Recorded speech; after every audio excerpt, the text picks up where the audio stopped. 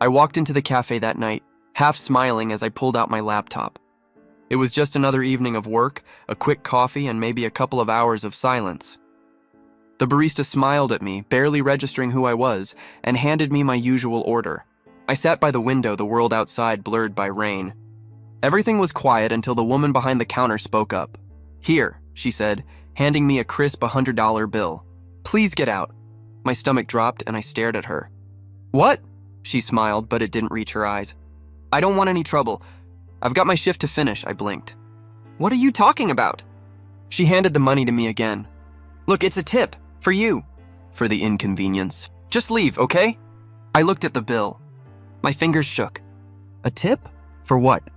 I hadn't said a word to her, hadn't even ordered anything out of the ordinary. Then, something about the way she stood there, the way she wouldn't meet my eyes, made everything click.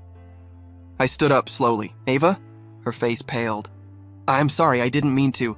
My chest tightened. "You don't remember me?" I could barely whisper the words. "I know, She looked confused, then quickly glanced at the counter, avoiding my gaze. "I'm sorry. You must have the wrong person." I felt like I'd been punched. "Ava, it's me, Noah," her face flushed. She glanced nervously at the cafe worker. "I think you're mistaken." My heart slammed against my ribs. "No, I'm not. I'm your husband. Don't you remember me?" She froze, eyes darting around as if she were looking for an exit. "I'm sorry. I don't know you," she said, her voice trembling. The world tilted. "Don't you know who I am?" I asked, my voice thick with disbelief. "We've been married for 5 years, Ava. We were in love. I thought you just needed space. But this isn't just space. This is you pretending I never existed." She stepped back, shaking her head. "Please, just go," she whispered. I felt the anger surge in me. But I couldn't. No, I wouldn't let myself scream, not here, not now. Instead, I took the $100 bill she had given me, crumpled it, and tossed it back at her. "You gave me $100 to get out?" I spat. "You think this is how you fix everything? You think this is how you make it right?"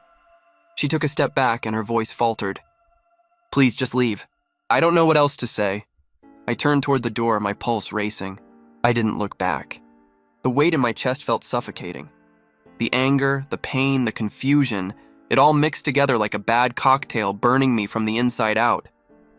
As I stepped outside, I stood there in the cold, my breath fogging up the air. It didn't make sense. The betrayal from a year ago still haunted me. Ava had walked out on me, and for what? What had she found in Marcus? What had I done wrong? I never thought I'd see her again, not after the way she left, not after everything she said. And now, here she was, acting like I was a stranger. I leaned against the brick wall of the cafe, fighting the tears that threatened to fall. "You should have known," I whispered to myself. You should have known she was gone, but I hadn't. I hadn't known. And I still didn't understand why she had to walk away. I wiped my face and shoved my hands into my pockets. It didn't matter. Whatever the reason, whatever she thought, I wasn't going to let this be the end of our story. Not yet. No, I would get the answers I deserved. I would find out what happened to us, and I would make her see who I really was. I couldn't just walk away from her again. After leaving the cafe, the image of Ava standing there, acting like she didn't know me, kept playing in my mind. The way she handed me the $100, the way she looked away, it wasn't the woman I had married. It wasn't even the woman I remembered. I sat in my car, gripping the steering wheel, breathing in the cold air through the window. Everything I thought I understood about us had been shattered in seconds. I had to know why. I couldn't just walk away. I needed answers. When I got home, I paced the apartment, my eyes bouncing from one place to another, as if I could find some clue in the stillness. I hadn't touched our old photos in months, years really, but tonight I couldn't stop myself. I opened the drawer where we kept them, running my fingers over the edges of the frames. There we were, laughing in a photo booth on our honeymoon, the city lights blurring behind us. I stopped at one photo, the one with the framed letter beside it. I hadn't seen that letter in ages.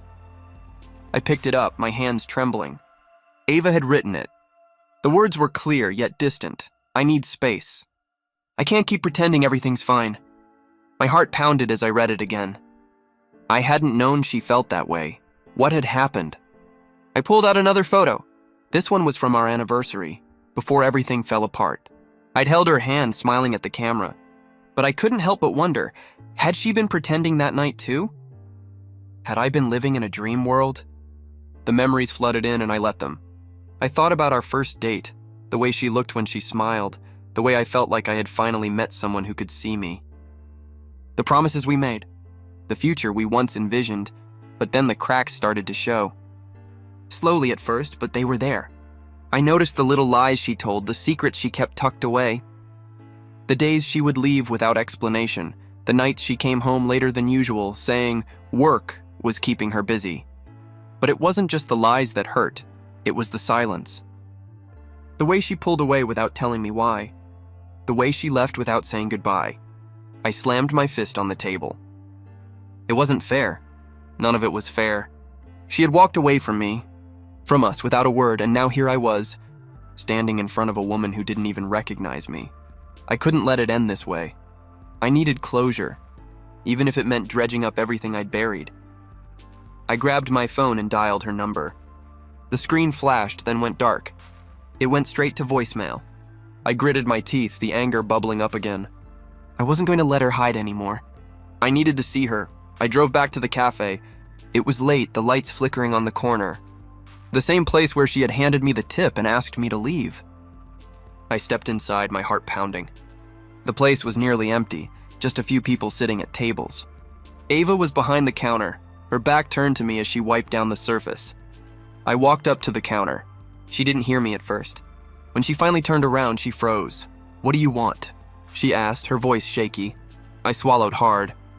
"I need to talk to you. I need you to explain everything." She looked down, her shoulders sagging. "I don't have anything to say to you, Noah. You should go." "You don't get to shut me out," I said, my voice low. "Not anymore. You owe me that much." Her eyes flickered with something I couldn't read. Regret? Fear? She wiped her hands on the towel. "You don't know what you're asking for." "I'm asking for the truth," I said, stepping closer. "I'm asking why you left me without a word. Why you changed, and why you're pretending that we never mattered." Her face twisted, her lips trembling. It wasn't supposed to be like this. I didn't want it to end like this. "Then tell me what happened," I pleaded. "Why did you leave?" Ava stared at me for a long moment, her hands shaking. "It's not that simple," she whispered. "There's so much you don't understand." I leaned forward. "Then make me understand." Her eyes filled with tears, and for the first time, I saw the woman I once knew. She wasn't the cold stranger who had handed me the money. She was broken, too.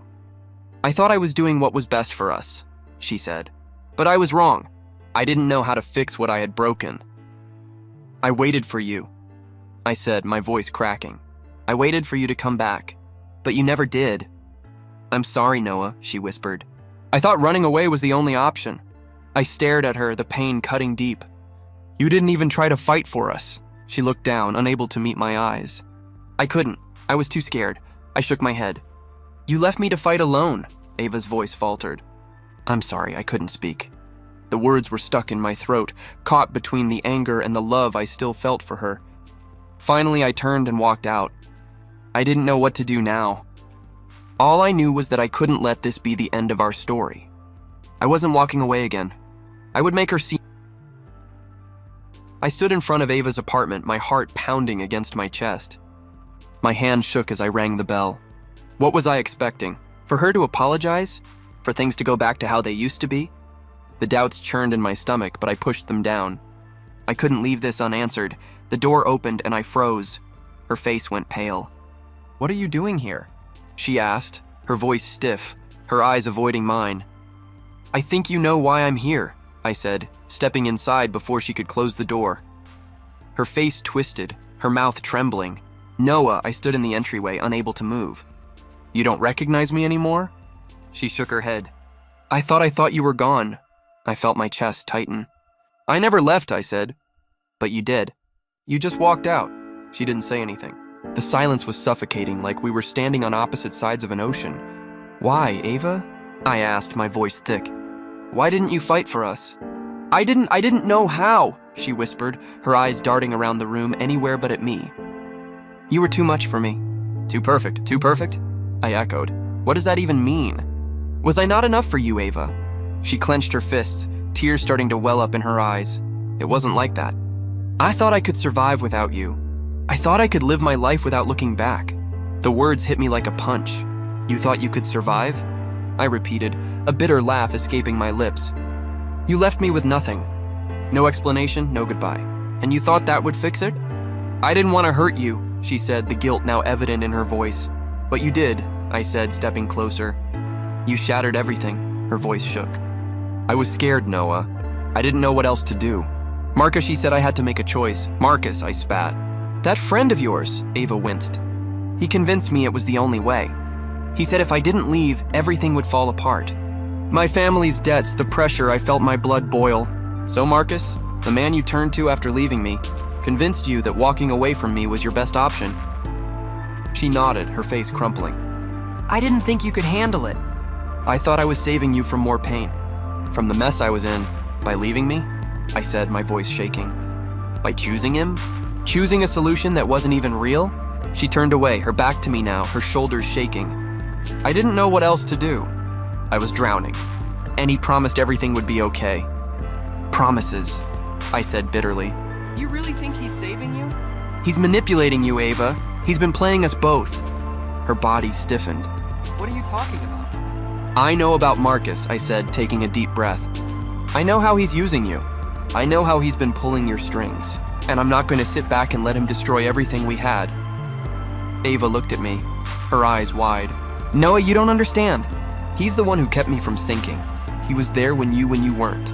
My chest tightened. You think I wasn't there for you? I could feel the anger boiling in me, but I tried to keep it under control. I gave you everything, Ava, and you chose him. You left me alone, all because he made you think it was easier to run. Her face crumpled. I thought I was protecting you. You weren't protecting me, I said. You were running from the truth. You were running from us. There was a long silence. I could hear her breathing, ragged, as if she was still holding something back. Why didn't you tell me this sooner? I asked, the pain in my voice evident. I couldn't, she whispered. I didn't know how to face you after everything. I stared at her, the anger still simmering in my chest, but I couldn't keep going. I couldn't stay in this room with all the lies still hanging between us. I turned to leave. I'm done, Ava. I won't keep fighting for something you don't want. I stopped at the door and turned around. But Marcus needs to see the consequences of what he's done. He's not going to get away with this. She didn't answer. I walked out of her apartment, feeling my heart crack a little more with each step. I tracked Marcus down to his office, a glass-walled fortress towering above the city. The polished exterior matched the man inside, untouchable, smooth, and perfectly crafted. I stood outside for a moment, staring up at the building. My hands were clenched into fists. The anger, the years of questions. This was the moment. He wouldn't get away with what he did. I took a deep breath and walked inside. The receptionist looked up as I entered, but I didn't stop. I didn't care about the pleasantries. I need to see Marcus Hale, I said, voice firm, demanding. The receptionist hesitated but nodded. He's in a meeting. Do you have an appointment? No, I said, but he'll see me. She picked up the phone, but I didn't wait for her to finish dialing. I pushed past her and walked down the corridor toward his office. The door was open and I could hear him laughing inside until I stepped into the doorway. He stopped, his eyes narrowing as he saw me. Ah, Noah, Marcus said with a smirk, standing from behind his desk. I wasn't expecting you. You should have, I said, my voice low and cold. You took her from me, and now you're going to pay. He laughed, leaning back in his chair, his hands clasped behind his head. Pay? You sound like you're in a movie. What do you think you're going to do? Write a check? I'm not here for money, I said, stepping closer. I'm here for something else. You think you can just manipulate people, use them, and walk away with no consequences? He raised an eyebrow. Manipulate? Noah, you're angry. I get that. But let's not pretend you weren't part of this. You're the one who convinced her to leave, I snapped. You're the one who got inside her head and made her think she had no choice. He shrugged nonchalantly, the bastard. She made the choice. I just gave her options. A man like me always does. Don't act like you're some hero, I said, voice trembling with frustration. You didn't save her. You trapped her. And now I'm going to make sure you pay for that. Not with money, but with truth, he smirked again. Truth? What truth? You think you can expose me? You think anyone will believe a broken man who couldn't even keep his wife? I leaned in closer, my words sharp. I'm not going to hurt you. I'm going to ruin you. I'll expose everything, your lies, your manipulation, your so-called investments. I'll show the world what you really are. And when they see the truth, I'll watch you crumble. For the first time, his confident smile faltered. You think you can just... Don't underestimate me, I interrupted. I'll dig into every corner of your life. I'll make sure the world knows what you did. And when that happens, you won't just lose Ava. You'll lose everything. The silence stretched between us, thick and suffocating. You're threatening me? He asked, trying to sound calm. No, I said, shaking my head. I'm telling you the truth. You don't get to control people anymore. Not her, not me, not anyone. You're not untouchable. You're just a man who made the mistake of thinking I wouldn't fight back. His face twisted with anger now. You're a fool. I'm not a fool, I said, my voice steady. I'm doing this because I need her to see me again. I'm not a broken man.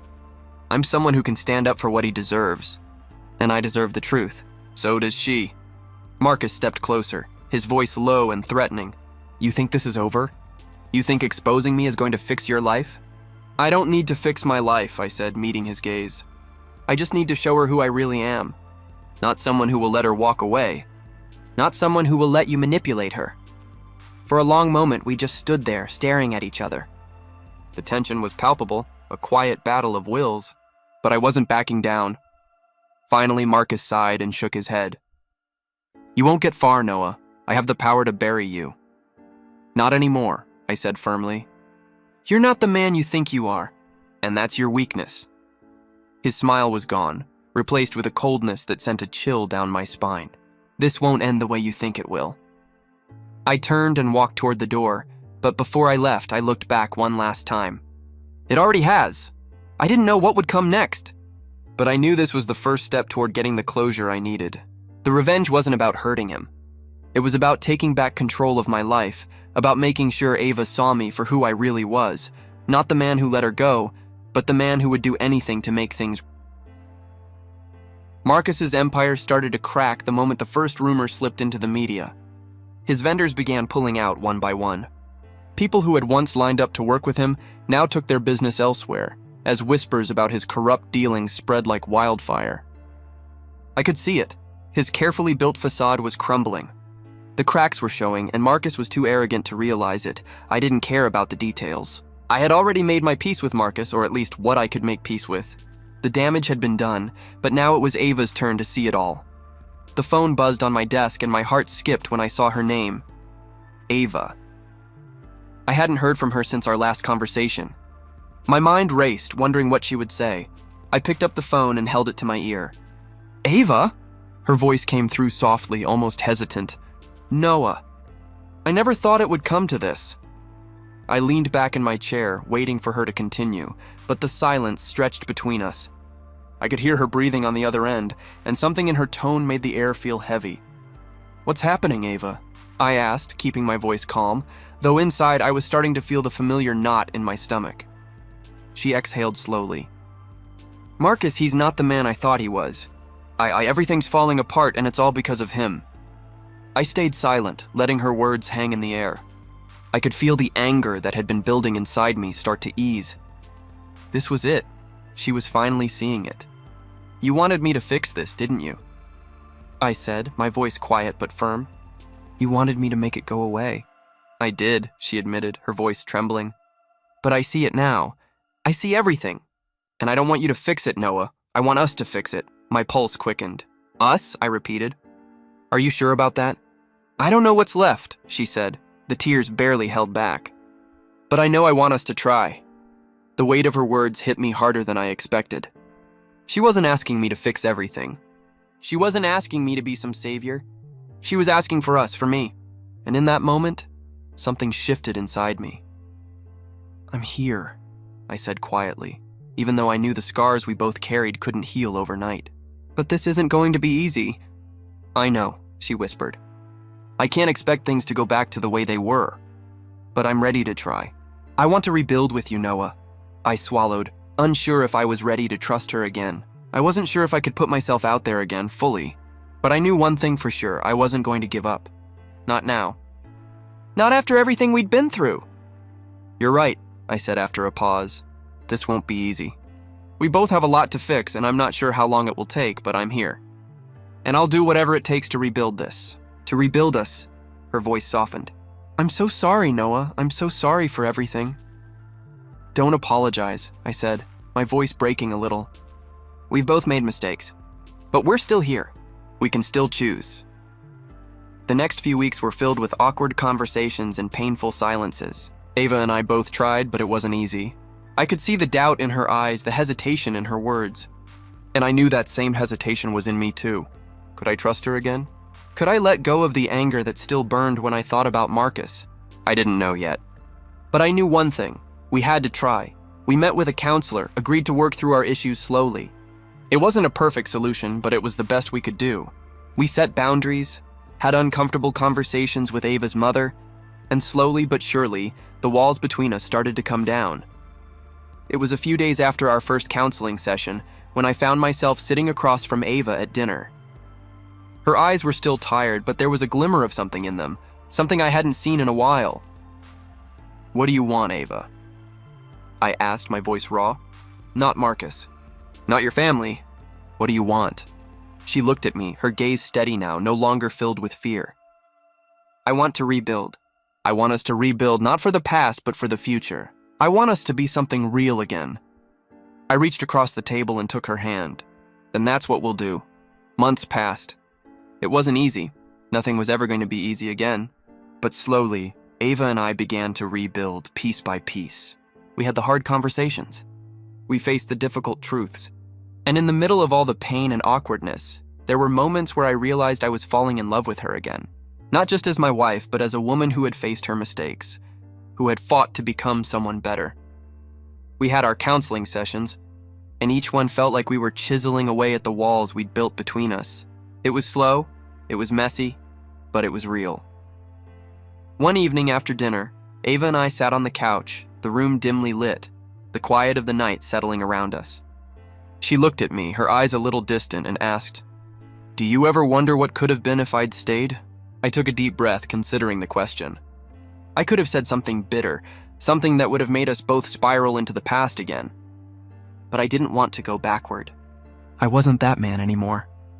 I smiled softly, leaning back in my seat. What matters is what we're doing now. She nodded, her gaze softening. There was something about the way she said that.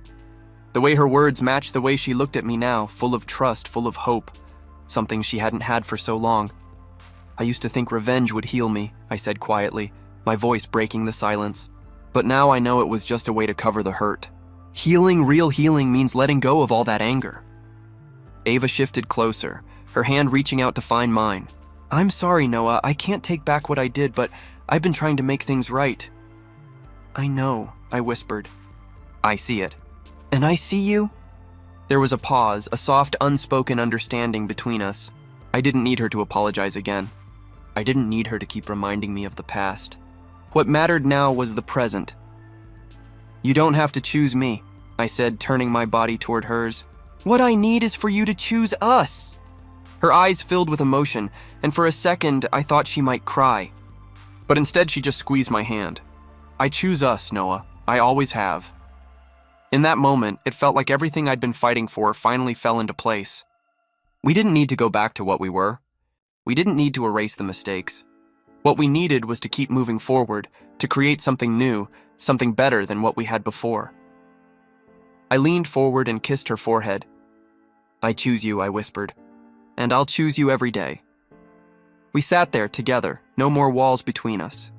The weight of everything we'd been through hung in the air, but it didn't feel like a burden anymore. It felt like freedom. Ava took a deep breath, still holding my hand. Do you think we can really make it, Noah? After everything? I don't know, I said, my voice steady but honest. But I do know that I'm not giving up on us. And if you're with me, then I believe we can make it through anything. She nodded, a soft smile playing at the corners of her lips. Then let's make it work. No more running. No more running, I echoed. The days that followed weren't perfect. We still had tough conversations. We still stumbled. But every time we fell, we got back up. We learned to be patient with each other, to forgive, and most importantly, to trust again. Ava's hand in mine felt like the promise of something real, something we could build together. I didn't need a ring to feel whole again. What I needed was this love that came from choice, not fear. And in that moment, I knew this wasn't just about love. This was about rebuilding something. A year had passed since that night in the cafe, and in those months, Ava and I had rebuilt what had seemed broken beyond repair. Slowly, painstakingly, we learned to trust again. Communication was no longer just words. It was understanding, listening, and acting on what we felt, not just what we said. We had hard days, days when the weight of everything still lingered. But there were more good days now, days where laughter filled the spaces that were once filled with silence. And as time went on, I started to realize that despite everything, we were stronger than we had been before.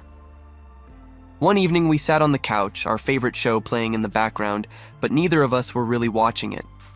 Ava's head rested against my shoulder, and I felt her breath against my skin.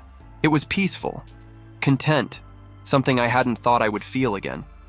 I took her hand in mine, squeezing it gently. "We didn't choose easy, did we?" She looked up at me, her eyes soft but steady. "No," she said, her voice calm. "But we chose each other. I'll always choose you," I said, my voice quiet but firm. "Every single day." Her smile was small but full of something deeper, something I hadn't seen in a long time. "I'll choose you too." Every day. It wasn't just words anymore. It was a promise I knew we both meant. We stood up from the couch and I took her hand again, pulling her toward the door. Ava smiled, a little surprised. "Where are we going?" I smiled back. "There's something I want to show you." We walked through the streets, the night air cool against my skin. We passed the park where we first met, the same bench where I'd nervously asked her out all those years ago. The same place where our story had begun. I stopped, looking at it, then back at Ava. "You remember this place?" I asked, my voice almost a whisper. She looked at the bench, a soft chuckle escaping her lips. "How could I forget? You were so nervous. I thought you were going to faint." I laughed, the memory warm in my chest. "I think I almost did." I turned to her, my hand still holding hers. This is where everything started. And for a while, I thought it was the end. I thought we'd lost everything, that I'd never find my way back to you. Ava's eyes softened. "And now? Now I see it differently," I said. "What I thought was the end was just the beginning. The beginning of something deeper, something real. What we have now is more than just love. It's trust, it's respect, and it's knowing we chose each other, not out of fear, but out of choice." Ava smiled, stepping closer. "I used to be so afraid of what might happen if we didn't make it. I was so scared of losing you, of losing myself. And now?" I asked, stepping even closer, holding her gaze. "I'm not afraid anymore," she whispered. "I'm not afraid of the future. Not as long as I'm with you." I smiled, feeling a sense of peace that I had never known before. "We have a future, Ava, a real one, and we're going to make it together."